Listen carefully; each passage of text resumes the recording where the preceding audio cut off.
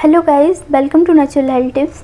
Guys, आज मैं Covid vaccination से जुड़े सारे सवालों के बारे में, उसके पीछे के डर और अफवाहों के बारे में बात करने वाली हूँ।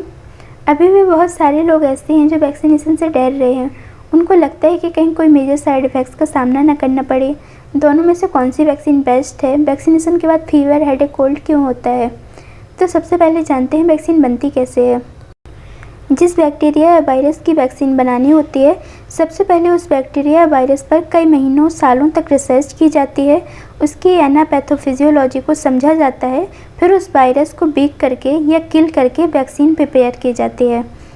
जब इस वैक्सीन को बॉडी में इंजेक्ट कराया जाता है, तब हमारी बॉडी इसे फॉरेन मटेरियल समझकर फाइट करती है, जिससे एंटीबॉडीज़ प्रिपेयर होती हैं। एंटीबॉडी एक तरह के प्रोटीन्स होते हैं जो बॉडी में एंटर हुए बाहरी पैथोजेंस को किल करते हैं। जब antibody outer pathogens like vaccine, pollen grain या अदर बैक्टीरिया वायरस के अगेंस्ट फाइट कर रही होती है, तब बॉडी हीट जनरेट करती है और कभी कभी इसके साथ साथ अदर सिम्टम्स भी अपेयर हो जाते हैं लाइक कोल्ड, हेडेक, etc। तो फीवर, कोल्ड, हेडेक होना कोई हार्मफुल साइड इफ़ेक्ट्स नहीं है, बल्कि हमारी बॉडी का न्यू फॉरेन मटेरियल के अगेंस्ट रिस्पॉन्स होता है। अब बहुत से लोगों के मन में डाउट्स हैं कि दोनों वैक्सीन में से कौन सी बेस्ट है। क्या दोनों डोज अलग अलग वैक्सीन के ले सकते हैं या नहीं? तो दोनों ही vaccine Covaxin and Covishield approved हो चुकी है। दोनों ही वैक्सीन सेफ़ है। अभी तक ऐसा कोई भी केस सामने नहीं आया है जिसमें वैक्सीनेशन के बाद किसी की डेथ हुई हो।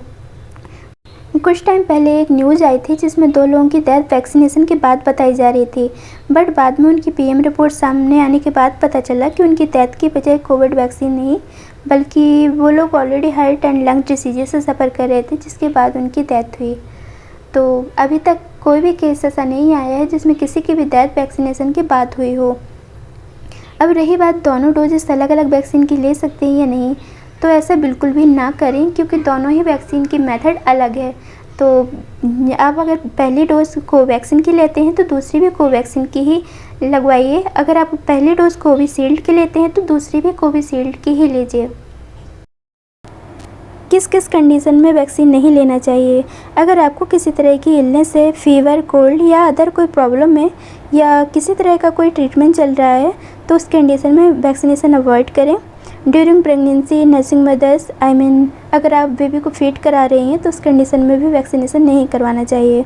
अगर आपको कोविड इन्फेक्शन हुआ है तो उसके 1 या 2 मंथ्स बाद वैक्सीनेशन करवाएं।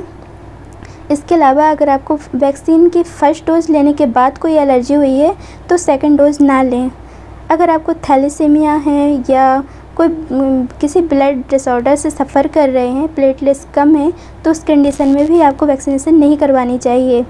इसके अलावा अगर आपको कोई एलर्जी है एंड करेंटली कोई प्रॉब्लम नहीं है, तब आप डॉक्टर से कंसल्ट करने के बाद वैक्सीनेशन करवा सकते हैं।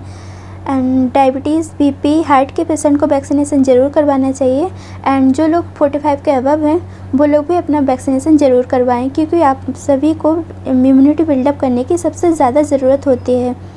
आज के लिए इतना ही। नेक्स्ट वीडियो में बात करेंगे बिफोर एंड आफ्टर वैक्सीनेशन क्या करना चाहिए, नेचुरली इम्यून सिस्टम को कैसे स्ट्रॉन्ग कर सकते हैं, एंड सम अदर टॉपिक्स पर बात करने वाली हूँ।